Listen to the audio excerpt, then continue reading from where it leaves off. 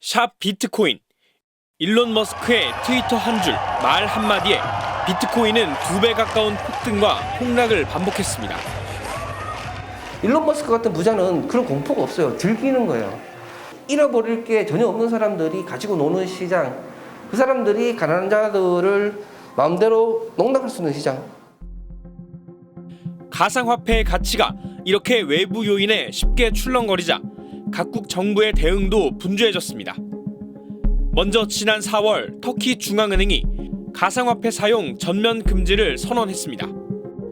가격 변동이 너무 심하고 불법 거래에 악용된다는 이유였습니다. 가상화폐 시장에 직격탄을 날린 건 중국 정부입니다.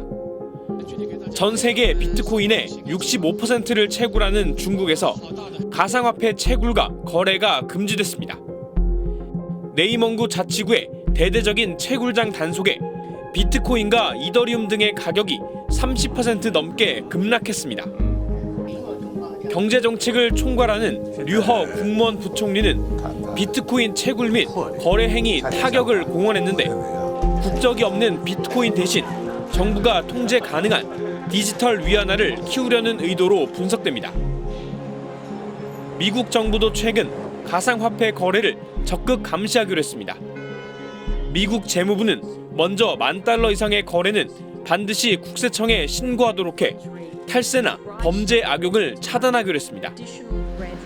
반면 통화감독청은 지난 1월 스테이블 코인을 시중은행 결제 수단으로 인정하는 등 가상화폐를 제도권 안으로 끌어들이려는 정책도 펼치고 있습니다. 각 주별로도 정책이 다른데 뉴욕주는 가상화폐 사업자에 엄격한 허가제를 시행하는 반면 와이오밍주는 최초로 가상화폐 은행을 인가하는 등 우호적인 정책을 펼치고 있습니다. 그렇다면 우리 정부는 어떤 입장일까? 지난 2018년 초 박상기 당시 법무부 장관은 가상화폐 거래는 도박과 비슷한 형태라며 강경 발언을 쏟아냈습니다. 업계에선 박상기의 난으로 통합니다. 가상화폐 거래소를 통한 가상화폐 거래를 금지하는 법안을 준비 중에 있습니다. 그 거래소 폐쇄까지도 목표로 하고 있습니다. 3년이 지나 이번엔 은성수 금융위원장이 나섰습니다. 잘못된 길로 가면은 잘못된 길로 간다고 분명히 이야기해 줄 필요가 있다고. 그거는 어른들이 이야기를 해줘야 된다고 저는 생각을 하고요. 전문가들은 투기 우려에 공감하면서도 정부가 시세 조정과 속출하는 거래소 사고를 방치했다고 지적합니다. 근데 정부는 아무런 행동을 안 한 거예요. 아예 인정을 안 하고 나는 모른다. 그냥 투자자들이 알아서 해라. 그게 3년 동안 한 거고 그동안 골랐던 게 이번에 터진 거예요, 그냥. 정부는 결국 지난달 말 가상자산 거래 관리 방안을 발표했습니다. 9월까지 가상화폐 거래소에 신고를 받아 금융위가 관리 감독하기로 했습니다.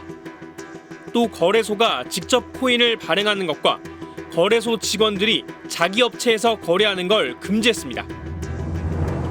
규제만 하겠다는 건 아닙니다.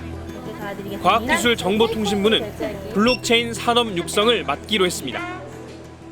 일단 투자에 대해서만 우리가 많이 논의를 했으니까 앞으로는 투자보다는 사용에 대한 부분도 논의가 조금 지속되어야 하지 않을까라고 생각을 합니다. 국회에서도 가상화폐 시장과 업계를 제도권으로 편입하는 법안들이 속속 발의되고 있습니다. 특히 시세 조종 등 불공정 거래 행위를 상시 모니터링해 당국에 보고하게 하는 등 거래소의 책임을 강조하고 있습니다. 블록체인 기술에 대한 이해와 미래 비전보다는 나도 부자가 되고 싶다는 돈 복사의 열망으로 뜨거운 가상화폐 시장. 많은 분들이 변동성 때문에 이제 오신 거고 사실 이제 미래의 금이나 이런 거는 전혀 관심이 없다는 거죠. 변동성만 많이 즐기시니까 90% 정도는 알트코인만 하는 약간 기형적인. 우선 급한 건 거래소와 관련 업체 감독 강화로 사기 피해를 예방하고 무분별한 투기를 자제시키는 일입니다.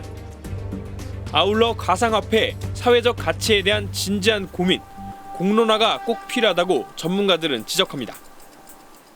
비트코인이 1억이 되고 10억이 되면 우리나라가 부강해지고 20, 30대가 다 부자가 되고 이러면 빨리 육성을 해야 될 것이고요. 오히려 사회적 혜택밖에 없다라고 하면 이게 공론화가 되면 시한을 정해놓고 딱 하면 이게 1년 뒤라도 빨리 사고가 들겠죠. 공짜 점심은 없다고 하죠. 실체가 뭔지도 모르고 투자를 한다면 좋은 결말로 이어지긴 어려울 것 같습니다. 정부도 투자자 보호 조치를 충실히 하고 수사당국은 투자금만 받고 도망간 일당들을 빨리 잡아야 또 다른 피해를 막을 수 있을 겁니다.